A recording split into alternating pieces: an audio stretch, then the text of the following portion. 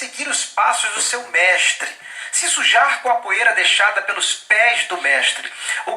O grande questionamento é se hoje estamos sujos com a poeira dos pés de Jesus. Se hoje estamos vivendo aos pés do maior rabino, maior mestre que o mundo já viu. Então vamos hoje no Antenados na Geral falar um pouquinho sobre exatamente o que significa discípulo. Pastores, vamos lá. Percebemos aqui que nos dias de Jesus sempre existiu essa coisa do discipulado, do cuidado. Como é que a Bíblia interpreta o discípulo e o discipulado? Bom, a Bíblia ela nos traz diversos ensinamentos dentro dessa questão de aprender, de ser gerado. Eu entendo que uma mentoria ela é necessária, mas tudo passa pelo amor. Quando você faz a obra de Deus, a missão de Deus com amor, você supera as adversidades da missão. Porque não é fácil você pegar um indivíduo com uma vida totalmente desequilibrada, sem Deus no coração, e a pessoa começar a se deixar ser lixada, gerada em Deus, para que aquela pessoa ali no futuro possa ser um obreiro, possa ser ter um ministério eficaz. Mas até chegar lá a gente passa por dificuldades, né? Então quando você faz com amor, você entende as fraquezas dos discípulos. Você falou do Talmidim. As crianças na tradição judaica, elas a partir dos 6 anos começavam a aprender a Torá. E as que se destacavam, eles tiravam para dar um ensinamento ainda maior. Aquelas crianças que sobressaíam. Eu percebo o seguinte, com Jesus não tem isso não. Não precisa se destacar. Jesus quer a todos. Ele trabalha aqueles que têm um desejo, mesmo que não se destaque, mas tem um desejo de aprender.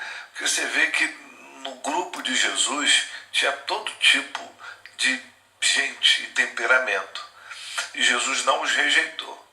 Jesus discipulou a todos. É claro que alguns entenderam o ensino, outros não tanto, mas a verdade é que Jesus é aberto a todos.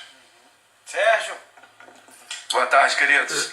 Bem, quando nós estamos falando sobre esse tema, um tema muito importante, então como formar um discípulo? A partir de formação de um discípulo, precisamos ter um grande líder.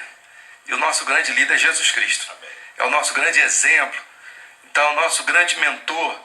Então, para que nós possamos formar um bom discípulo, nós, como homens de Deus hoje, precisamos ser grandes imitadores do Senhor Jesus. Praticarmos a palavra, andarmos como Ele andou, seguirmos fielmente todos os mandamentos que Ele deixou para nós. E com isso nós vamos poder dar o exemplo que esses discípulos precisam ter. A gente tem um exemplo aí no caso de Paulo, que estudou aos pés de Gamaliel. Então, fielmente, ele se tornou um grande homem da época. Então, o discípulo hoje depende muito do seu líder, depende muito do seu pastor, do seu mentor, como o pastor Wilson falou. E como ele falou, para um grande líder funcionar, um grande líder ele tem que ter ética, tem que ter caráter, tem que ter amor, como o pastor Wilson falou, pelo seu discípulo, pelo seu liderado. E dessa maneira nós vamos conseguir formar grandes discípulos. Homens que vão nos representar em nossa falta e vão multiplicar o evangelho por onde quer que eles forem. É interessante que no texto das Escrituras apresenta ali Jesus falando que como o cego pode guiar outro cego, né? Que senão os dois caem no buraco. Mostrando a importância de ter um mentor com caráter, um mentor bem sucedido, um mentor capacitado para poder estar conduzindo outras pessoas, porque precisamos sim de alguém mais maduro do que a gente para conduzir. Agora, o que eu acho interessante, tem um texto de Paulo que diz que eu sou de Paulo, eu sou de Apolo e eu sou de Cristo. Mas a crítica ali era exatamente que aquele que era de Cristo. Por que você... né? Porque, assim, tem o mentor Paulo, tem o mentor Apolo, e por que o mentor Cristo? Isso dá a entender com aquelas pessoas que gostam do Cristo em casa, que, não tem líder nenhum. Deus é meu líder, né? Eu não tenho, tem que que submeter a pastor, a igreja nenhuma, não. Jesus é o meu líder, eu sigo a ele. Que tem esses que não querem ser liderados por homens nenhum.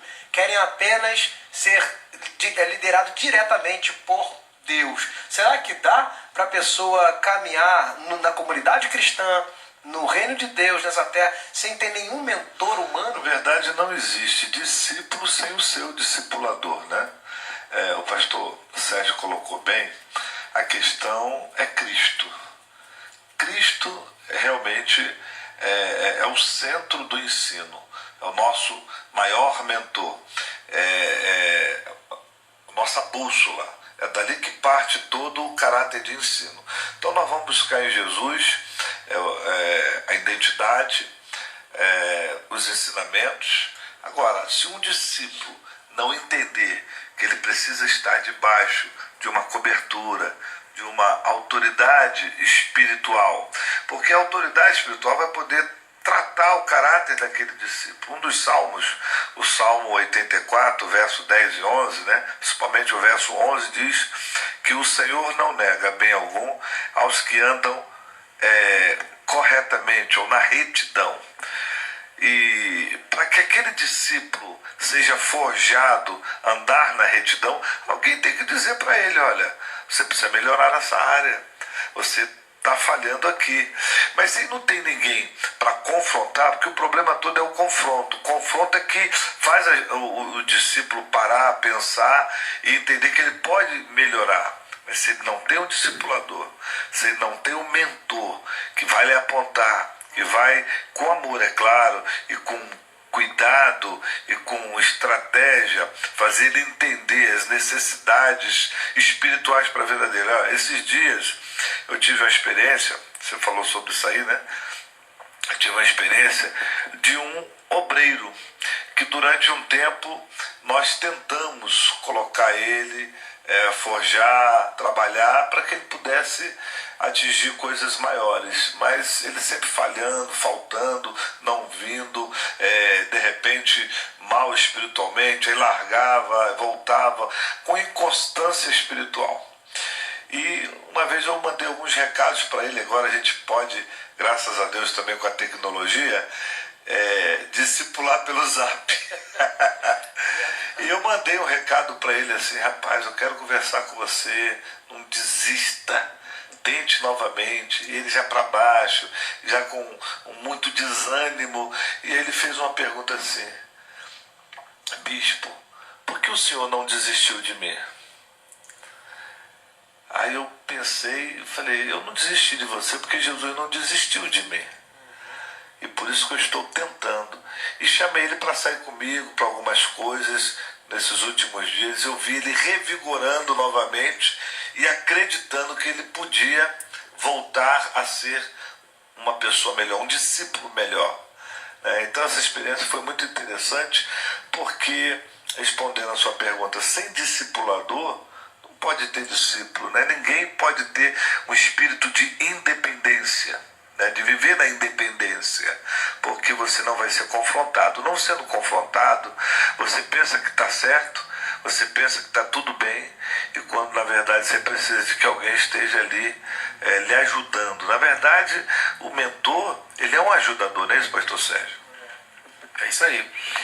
Quando nós falamos sobre o mentor como um ajudador, conforme o bispo Wilson está falando, eu gostaria de ler aqui também algo muito importante, onde você falou que pessoas não querem estar congregando, não querem se submeter a um líder. Às vezes a pessoa fica em casa assistindo Cristo online. Exatamente. E aí acha que aquilo ali é suficiente. Que é suficiente, que não precisa congregar, mas a Bíblia diz que todos devemos congregar. E quando o Senhor lhe levantou homens aqui na terra, na nossa época, nos nossos tempos, são homens que receberam autoridade do Senhor para, à luz da palavra dele, conduzir um rebanho. Esse rebanho que está sob a responsabilidade do bispo Wilson, do pastor Sérgio, do pastor Pablo. Então, a palavra ela fala algo muito claro sobre essas pessoas que não querem se submeter. As pessoas falam assim, lá em Romanos 13:1 fala assim: toda alma esteja sujeita às autoridades superiores, porque não há autoridade que não venha de Deus. E as que existem foram ordenadas por Deus. E tem a consequência. Versículo 2 diz assim: Por isso, quem resiste à autoridade resiste à ordenação de Deus. E os que resistem trarão sobre si mesmo condenação.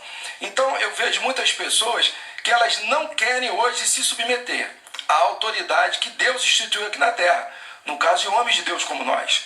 Somos homens retos, homens responsáveis, com caráter ilibado.